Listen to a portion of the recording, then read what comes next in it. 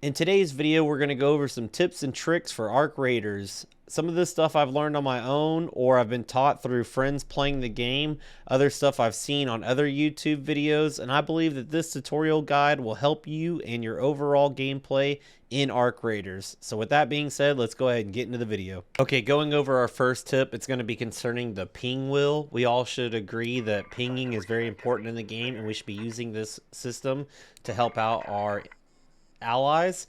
However, what you might not know is on the ping wheel, you can actually change it from squad only to all raiders.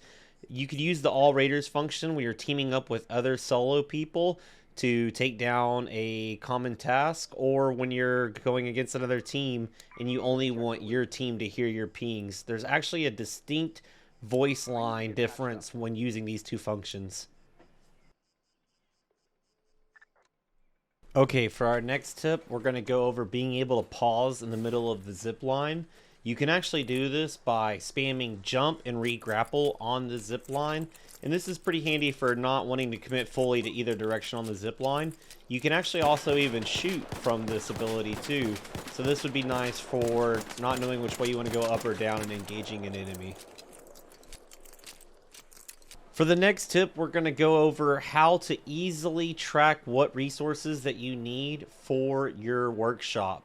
Now, a lot of the times people will go to their workshop and click on each individual workstation and then check their resources this way. And this can just get annoying as you have to go and click it and then click level up and then go and find your tracked resources. Now, there is an easier way to do this, and it also kind of just shows you everything that you need all in once. Instead, you're going to go to your main menu, hit the tab button, and you're going to go to your logbook. On your logbook, this will show you not only all the tasks that you have, but it'll show you all your tracked resources and what you need to level up those certain workshops. So for me, you can see that I have gear bench level 2 to work towards that. I already have all the power cables and the electrical components that I need. All I really need are Hornet drivers. And this shows my gunsmith, my gear bench. It shows every single workstation all in one spot and really just helps you identify what mats you need and what mats you don't need for going into the next raid. For this next tip, we're going to go over healing and the best way to heal up the fastest. Now, using individual heals, you will have a delay, but if you use two different heals, like using this shield charger right here and then using a bigger shield recharger for the next one, you'll notice that it heals my shield all the way to 100% instantaneously, and it negates the delay that there is. Not only does this work for the shields, but you can also do this for your health. So you can use an herbal bandage here like I am, and then immediately spam into the vitality spray and spray yourself for a quick health boost instantaneously. This is going to be our first combat tip. When people use smoke grenades to try and provide cover or put a pause to the fight, not only can you use grenades to spam damage into the smoke without having to go in there, but the explosion smoke actually negates the properties of the smoke grenades. So as you can see, when I throw the explosive grenades inside of the smoke, I actually illuminate the mannequins and the chairs behind it in the background. And we're going to go ahead and get a fresh smoke grenade and a fresh set of grenades, and I'm going to show you this feature again, like this.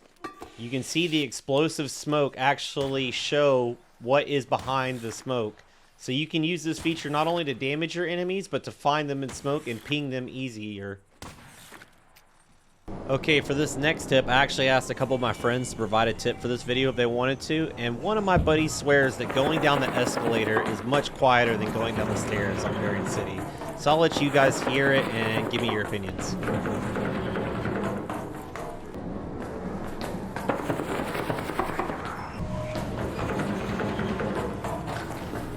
Thank you guys for enjoying the video up to this point. If you're enjoying this video and the rest of the content on this channel and you haven't done so yet, please hit the subscribe button. It's 100% free and it really does show a lot of support to the channel and lets me know that you guys are enjoying the content that I'm putting out and what direction to keep going in. With that being said, let's go ahead and get back into the video. When over encumbered or simply out of space and having to min-max your inventory, if you have the ability to choose from mats to seeds, you should always throw out your mats first. Seeds you can actually stack up to 100, and mats you can actually only stack up to 50. And once you get back into the menu, you can simply go to Celeste and use those seeds and trade them for a 1-for-1 trade for all the mats that you just had to drop. Stacking seeds in your inventory over materials, you should do that every single time. Not a lot of people know this, but you can actually use power cells from arts and fabric to heal yourself. The power cells will heal your shields, and the fabric will heal yourself. These are actually pretty small heals, but if you're in a pinch and you don't have any shield chargers left, nor bandages, fabric and power cells are actually pretty easy to find. So it takes 2 power cells to heal a small shield, and the fabric actually does have a very long delay, and you don't get much health. But again, you can use these materials if you are in a pinch and needing some health. The snap hook chirk is actually pretty cool. You can use your snap hook and then put it back into your safe pocket during the animation without canceling out the animation. This way, if you do use it to traverse the map or to get into a gunfight, you can simply put it back into your safe pocket, and if you lose the gunfight, you won't lose out on the $10,000 rare find snap hook. And for our last trick, we're going to go over increasing the size of the reticle dot when you're not in a gun or ADSing. You can see here on my screen that the reticle dot is pretty small, and seeing it from a far distance or pinging just isn't really helping me out. But we can improve this by going into our menu, going to accessibility, and going down to weapon crosshair center dot and turning this up from 1 to 4. Now what this is going to do, this is simply going to increase the dot that you have on your screen, and as you can see now, it is much larger and much easier to see and ping with. The only problem this has is this will put the center dot in the middle of your reticle, but there is a simple fix to get away from the center dot being in your reticle. You're simply going to go right back into your settings, go back to accessibility, and turn it off. Turning off the weapon crosshair center dot, moving it to off but leaving it at 4, it will still leave your reticle center dot at a very large and easy thing to point and click with, but it won't be inside of your ADS function.